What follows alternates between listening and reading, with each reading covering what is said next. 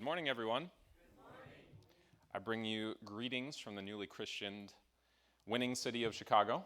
No longer the windy city, but a winning city for peace. I felt that this Peace Starts With Me event was kind of one of the best ones, and I'll tell you why.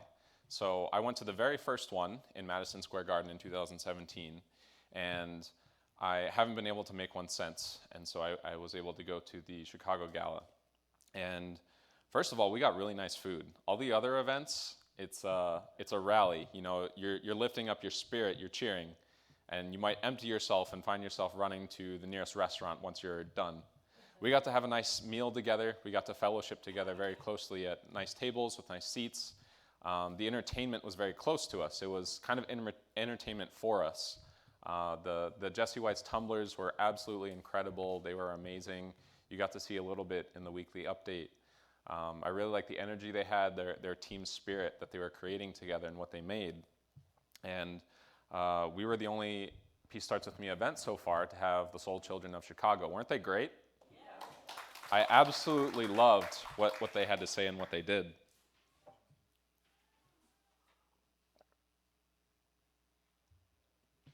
So when I was trying to prepare for what can I talk about with God's heart, what can I offer for this Sunday, and I was feeling empty, and I was searching and seeking and praying, and at first it was really hard of what can I put together for God, what kind of offering can I make to God for this Sunday, and after time went on, I realized that I was going to be speaking after this event. I had that great fortune and that great blessing to do that. And the other thing I was able to do is to speak after our brother Paul Topkins' Seonghwa ceremony, which was a very moving experience. I think if you were there, you can attest to that. So that's actually the first thing I'm going to talk about now.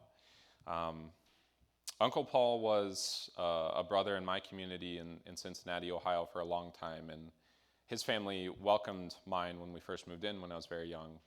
And we stayed at his house the first time I was in Cincinnati, and when we moved there, we drove our moving truck and we stayed at the Topkins house, and they were there. And the Topkin family isn't here at the moment. They're in Minnesota carrying out Brother Paul's wishes.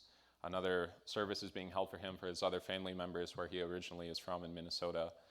So please continue to pray for him. It's still within 40 days of welcoming him into the spirit world, so we can really make a difference in that offering for him. And now he can be free here to be with us and all of us throughout our days and our lives. And that ceremony and that experience just a few weeks ago of celebrating his life and seeing it all from beginning to end was a very powerful experience. The spirit was so high in this room, and there's so much energy in life. And I think it was a reflection of the life that he lived, really a life to celebrate. And I hope that the years I have on earth can amount to something like that I can make an impact like that on other people and create a family like he has and invest in one like he did. So like I said, I'm originally from Cincinnati, Ohio, and Paul's sons, Jason and Yusun, were in my community, and I've known who they are for a long time, and I've come to better know them now recently in recent years. I actually learned a lot about them in that ceremony, in that experience. And just the heart of love, the example of the family that I saw in the Topkin family between Paul and Utah and Jason and Yusun and the families they've gone on to create. And I thought that was very significant and very beautiful. When Jason offered a full bow for his father as a way to start before he started speaking, that really touched me. That was the level of reverence he had for his parents. That our values as unificationists, the way we attend true parents, and as a model for how we're to attend our own parents and our families. That's what I saw when Jason and Yusun were talking about their father and their mother, talking about their lives and how they were raised. I saw this level of commitment and love that existed between them, and that I really appreciated, that I learned very deeply about them. It's very hard to kind of see that in another circumstance, but I think in this celebration of life, we really got to see that. And in their very heartfelt and tearful testimonies, we really could see a lot about them. And both Jason and Yusun, I saw just a very strong commitment to their parents. And in their commitment to them, I saw that it wasn't an obligation. It was really a heart of love that they were committing to serve their parents. And for all of them, for all of their entire family and extended family, when I think about when I'm around them and the conversations I have, the thing I never hear is complaints. Of anyone, our brother Paul, I think, of anyone who could be able to complain, it might be him. But that's not what I heard from him. He wasn't a victim of his circumstances, and neither were his family members. And he lost the physical freedom that he would get, and he actually had to depend and rely more on others around him and his family members. But he stayed true to his character and to who God raised him up to be, and I admire that so much about him. There were never any complaints from him, never from his family members. They dutifully cared for each other and really made a loving family environment, and I really, really was amazed by that. And it's a true example. I was really touched by that. Amen. I got to partake in that a little bit. I got to experience that peace in a family. For a time, it was just me and my mom living together, and we don't have extended family that lives close by, even in this state or this side of the country. And the Topkins would invite us very frequently over for food and for dinner. And what I remember a lot was Thanksgiving. And I felt a sense of belonging by being there. I felt a sense of family. And if you've had your own Thanksgiving dinners, you don't want it with one or two or even three people. You want it to be a very festive gathering. You want a lot of spirit and energy and thankfulness to be there. You want to share around the table, what am I thankful for in this year? What am I thankful for just thinking about what's going to come next in my life? And if you guys know Yuta, she's very talented in a lot of things. And one thing she's excellent at, in my opinion, is cooking, is serving. In their home in Cincinnati, they had a garden that she would very lovingly take care of. She'd put so much heart and dedication into what she would grow in her garden, and that's the food that she would serve to people. And for Thanksgiving, there are fruits and vegetables that she put her love into to grow and tend to in her garden and to cut and prepare and serve for a Thanksgiving meal. And when you're eating that food and when you're in the presence of that kind of family, you just feel it so strongly. It just pulls you in that, I'm loved, I'm welcomed here. It's such a nurturing thing that I don't think I've come to realize how much I needed or how much I might struggle with if I didn't have a sense of belonging, a sense of family, and a place that I can be welcomed and invited in. And so I'm so grateful to that for them, for Brother Paul and for the Topkin family. Thank you so much, guys. This Peace Starts With Me Gala, this event, this great effort that we made, we did another one. Why are we doing this? Why are we putting so much energy and effort into one event? What is the fruit? What is the result? Why is this worth it? Seriously, why are we doing it?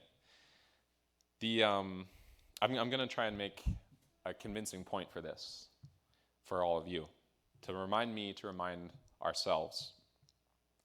So, peace doesn't come about from the absence of violence. We don't get peace by stopping the violence, by stopping the hate, by stopping all of that. We need peace to be able to drive it out, actually to envelop it and overcome it and subdue it with love. In history, we'll usually see the kind of battle, the push between violence and peace, as violence typically pushing out peace and kind of driving it out. It's almost in a way that, this town ain't big enough for the both of us kind of deal. The violence pushes out the peace, and the peace has to try and push out the violence. But when I was thinking about this, peace needs to overcome violence. It needs to subdue it with love. And how are we going to do that? What are we going to create? Will we sing? Will we dance? What kind of music will be there? And I think these events, these gatherings, they're an example for that. For what we bring together, for what we create. Do we do it together? Who attends it? And what's our purpose in doing it?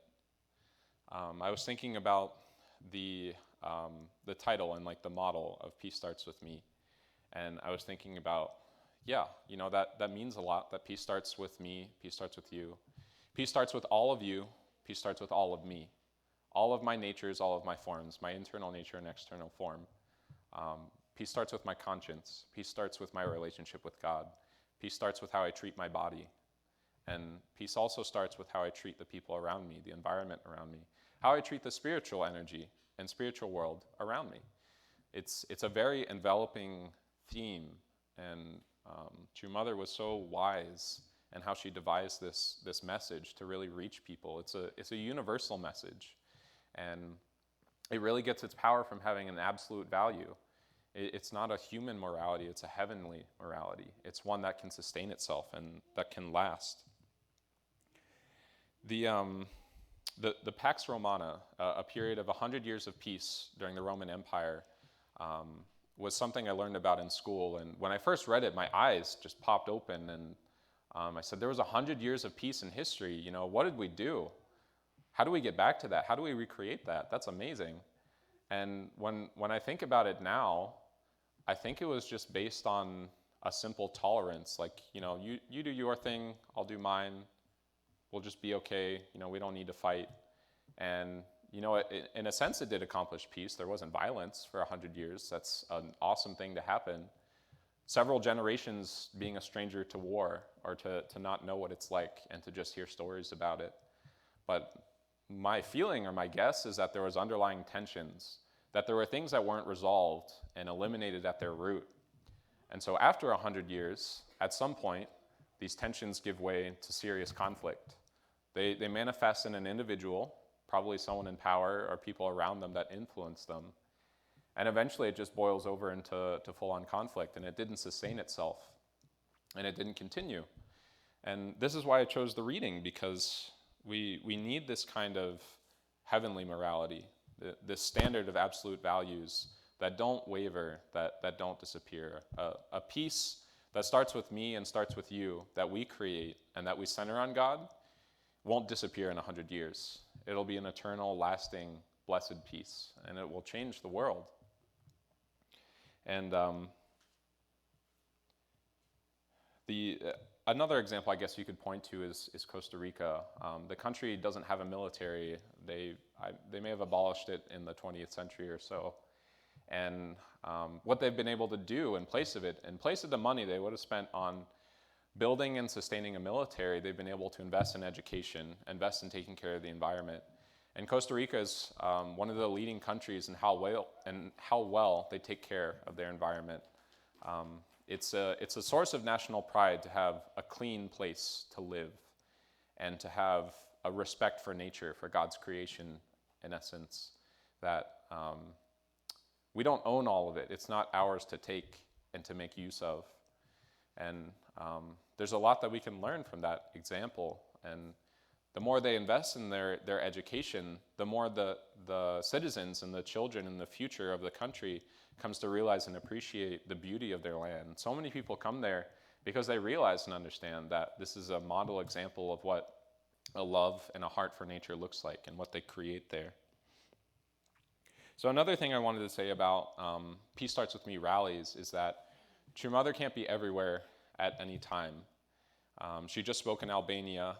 If you were up at 3 or 4 in the morning, you may have watched the live broadcast and seen it. And True Mother moves at a breakneck pace, just like True Father did. Even if we can't keep up with her in what she does, she can't be everywhere at once. And True Mother wasn't in Chicago with us for this particular event, but this is a reflection of her, is it not? This is a chance for us to emulate what the Mother of Peace looks like and to be her representative. And it's almost a practice. Right now, we're trying to convince people that we want peace, that we need peace to come in this way, through the method of the family, of loving parents, of parents loving their children and children loving their parents. We're still trying to convince the world of that. Eventually, it's going to come to a point where people will be asking, and people will be wondering, and they'll need an example for us, for them to see and for us to show to them.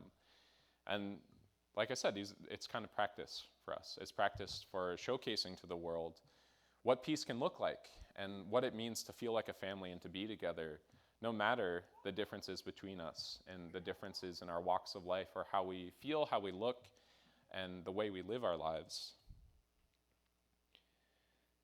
And for this peace to work, it has to come from God.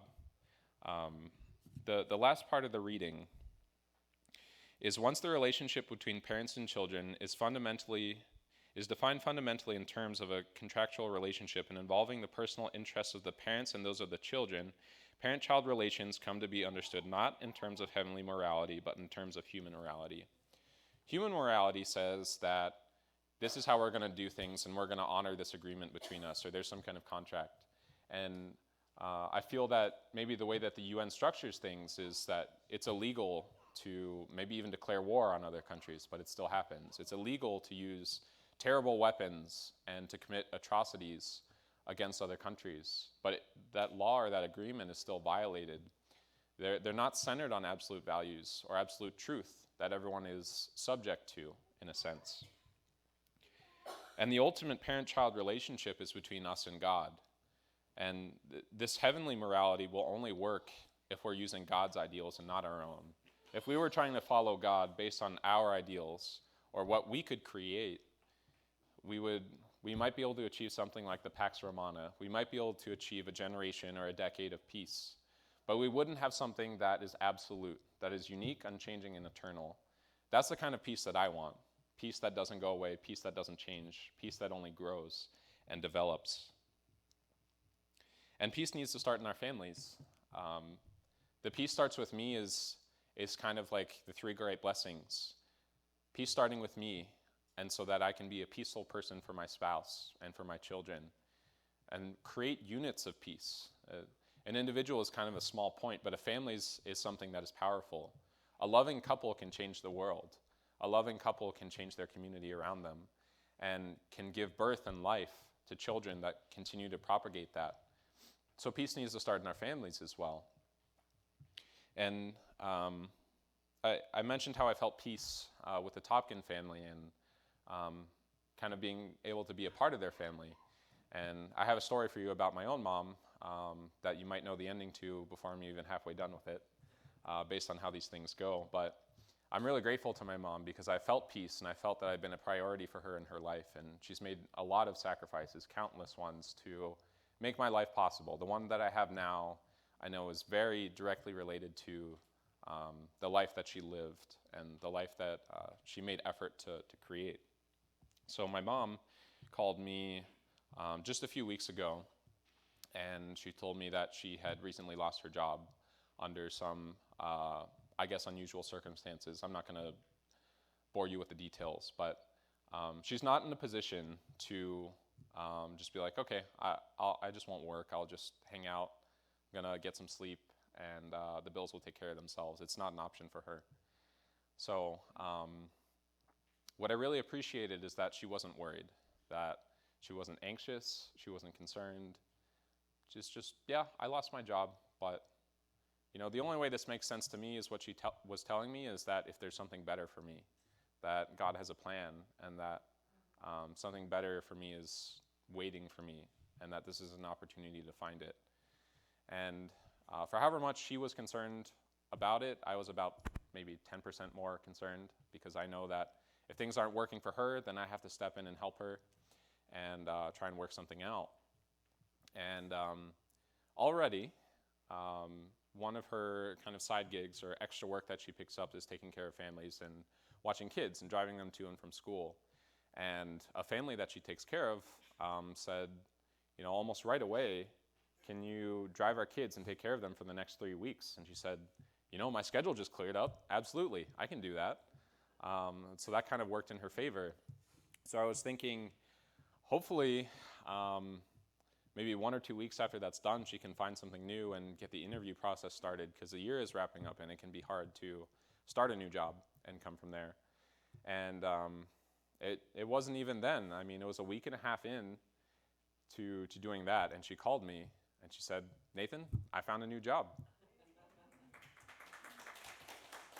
Not only did she find a new job, but it pays better. It pays for her vacation. She's getting better benefits. She's working closer to home. And the kind of story behind this is that she had a friend, another church member, who does a similar line of work. And because my mom lost her job, this friend was asking around for her. Or maybe not even that. Someone approached her who was looking for someone to help take care of their kids. And because my mom's friend had this awareness that my mom was in this situation, she knew to respond. So because of the effort my mom made to get extra certifications in preparation to show them, when she interviewed with this family, they said right away, we'd like to hire you. And my mom was very open to it. So the door opened, and it was peace that my mom had that isn't dictated by circumstances or surroundings. And that's the environment that I grew up in, and I realize has really benefited me to forming me as an individual, as an adult. So I'm grateful to her, and I'm really happy that she received that blessing, and I think she really deserves it. And thank you, Mom. Congratulations. So to conclude, we need God's peace. We need to create God's peace. And we need this creation of this environment of peace to drive out the not so bright and not so happy things. We need to create it in our families and in our daily lives. It has to be a habit of what will I create with peace, and what will I do? I read, I think it was from the Gospel that I heard that God is the subject, and the divine principle talks about God being the origin point, the starting point, the subject partner, and we as the object partners. And I never questioned that. I never really had a hard time understanding it, but it never jumped out to me or really put itself in my face. When I heard True Mother's words that very plainly, very simply, God is the subject, then something really internally resonated in me. And God is the starting point. So if God is leading you to something, how do you respond? If you're praying to God for being led in a direction and nothing happens, how do you respond? God is the starting point, but how do we respond? From the relationship between the causal being and us being the resultant beings. How do we respond to God's subjectivity for peace? If God is trying to push us to peace, or if God is leading us to create that without maybe so clear instructions. So I want to thank you for your time, brothers and sisters, and I'll wrap up with that. Please join me in prayer. Our dearest loving Heavenly Parent and true parents, we are so thankful to you. We can experience peace in this environment here and now because of what true parents have made possible. Ever since day one of accepting the role and the mission that you bequeathed unto them, that you anointed and appointed them to. Peace has been able to radiate and blossom because of the success and the fulfillment of key roles that true parents have made. And so much has happened through them that other blessed families could create, that they could subjugate their own internal struggles with love, that the difficulties and the desire to serve oneself has been subjugated and overcome by an overwhelming love and outpouring for others. And this is the way that we can serve. And this is the way that we can drive out the internal darkness in our own hearts, is to not leave any time for it, is to not leave any room because we're too busy serving others, because we're too busy thinking of others. We won't tighten ourselves up. We won't collapse in and be worried about our internal conflict. We know that when we can model and reflect and exemplify true parents' love, that when we serve others, that the key to living our life is to bring joy and love to others. We know that we can accomplish anything that our true parents lay out in front of us. We trust you, God, and we want to continue to multiply peace and let it blossom, and let it begin with all of me and all of us and all of you.